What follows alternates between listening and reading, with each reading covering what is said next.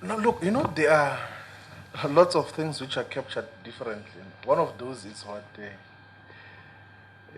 my fellow panelist on the right has said about the EFF. Last year, before the general elections, so Jacana published a book called The Coming Revolution, which is written mostly by EFF leadership to tell what is the nature and character and content of the struggle that were in pursuit of the struggle for economic freedom. Like, just want to clarify that before elections, this is what the book said, amongst other things, that it says because they are responsible for the allocation of resources and the implementation and monitoring of services, public representatives and their dependents should be compelled by law, you must underline that, by law to use only public services, particularly schools and healthcare facilities. That is a policy perspective that we took, that those who are responsible for the implementation of the healthcare system and allocation of resources, they should be compelled by law to implement. So there's never been any divergence from what, in principle, the economic freedom fighters stood by. Okay. I'm sure you'll be able to have access to this book. We'll refer you to where it's found. We must not manufacture what we think the EFF possibly said, and that want to hold it accountable on things that it did not say.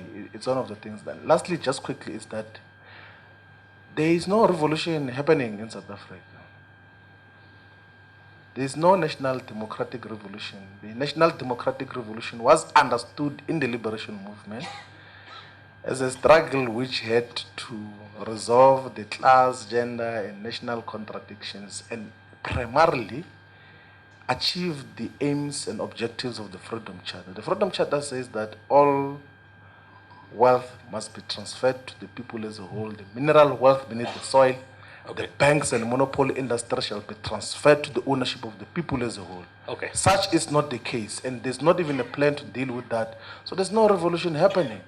There was transplacement of the white regime with the black regime, but the same program continues of capitalist exploitation under the management of the ANC government. And to say there's a revolution, I think really is it's an overstatement. I don't know, it's daydreaming. The context of the sunset clauses was not just those mechanical agreements that were reached during negotiations. I think there was a set of policy agreements which found expression as well in the constitution of the first democratic cabinet, 1994.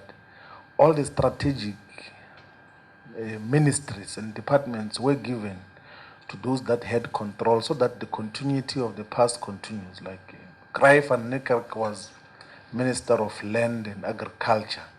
Big Botha was Minister of Mineral Resources. Keys was Minister of Finance. To just continue, that illustrates that the key economic sectors were safeguarded so that it's a continuation of the same system that was in place.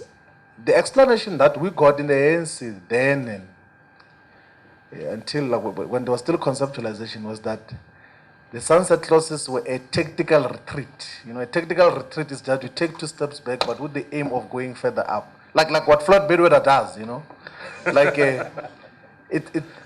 But it looks like it was not a tactical retreat. It was a strategic capitulation.